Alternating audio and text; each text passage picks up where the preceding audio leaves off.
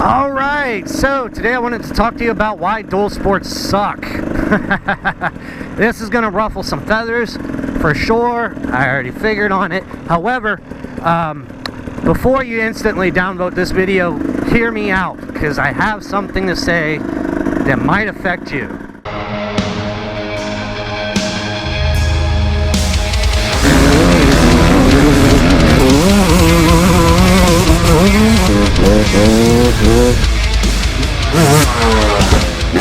Alright, some of you know, some of you might not know. I've been running this channel for 3 years now. I've had four different dual sports and ridden another 2 or 3 other. I've ridden pretty much every dual sport that is made, except for I have never ridden the KLR 650.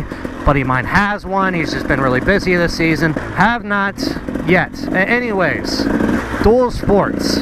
Trust me, riding the road on a dual sport, it's terrible. It's the worst thing in the world, I'm telling you. I had a Gixxer 600 and an SB 650. Now, those were good road bikes. The SB 650 was the best road bike, if you ask me, because it was comfortable, very comfortable.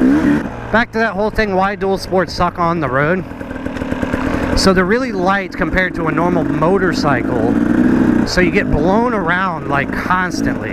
You're constantly vibrating because it's a one-cylinder. You're going down the road. Constantly back pains, rear end pains from the seats. Seats are super skinny. It's terrible to ride on the road, really, honestly, compared to a motorcycle.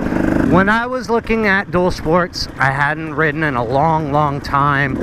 I mean, a very long, 10-15 years. Hadn't ridden off-road in 10-15 years. And I was looking at the DRZ 400 and comparing it to the DR 650. The deciding factor of why I bought a DR 650 was the seat height. So I rode around, and it was my introduction to off-road. This section right here, like little puddles and improved roads, I would learn how to ride off-road. Well, I got the DR 650 stuck about 100 times, and each time I would get it stuck, it would take hours to get it unstuck, and that was like the end of my riding day, because I was so tired. And that's because the bike was so heavy. The road portion sucked for me. I really didn't like riding on road. I was just doing it to get to the next trail.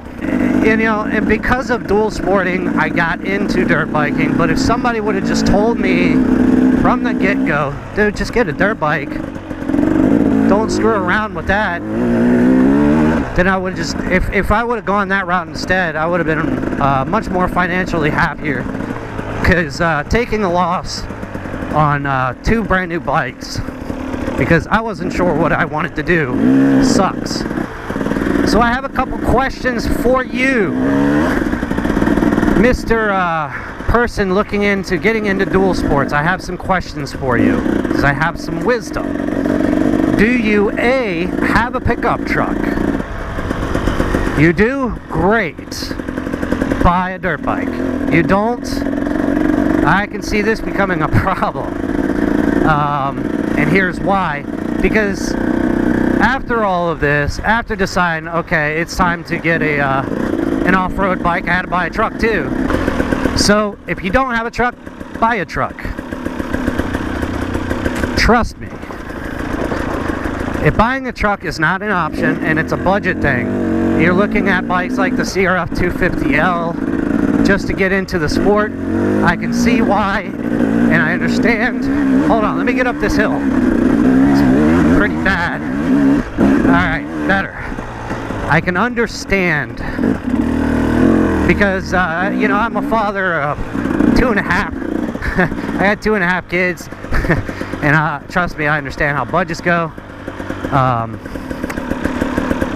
But here's the problem. In the long run, let's say you were like me and you went through a couple different bikes before you finally decided that you don't really enjoy riding on the road anymore.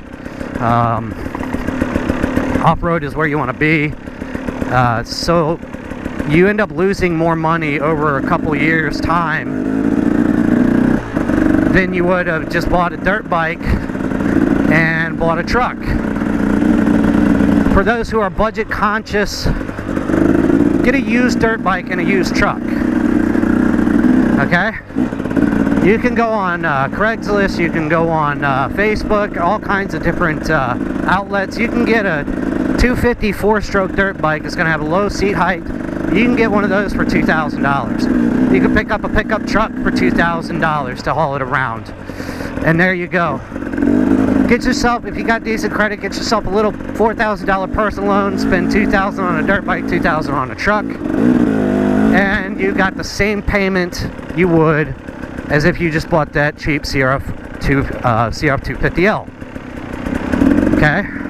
Now, budget isn't the problem, and you want to get into off-roading, and you're looking at me like, well, you're riding a 300 2-stroke, that's a freaking race bike, I'm nowhere near ready for a race bike. Understand. But KTM makes some great beginner bikes that also have great potential. Case in point, that bike Steve was riding, it's a 250 4-stroke from KTM. It's got the amazing KTM suspension. It's an amazing bike, right? But it's 250 4-stroke. It doesn't have that surge of power. It's linear, it's beginner friendly, it's tunable. They got power switches. You can get a $100 switch. You go from like super soft, medium, to hard hitting.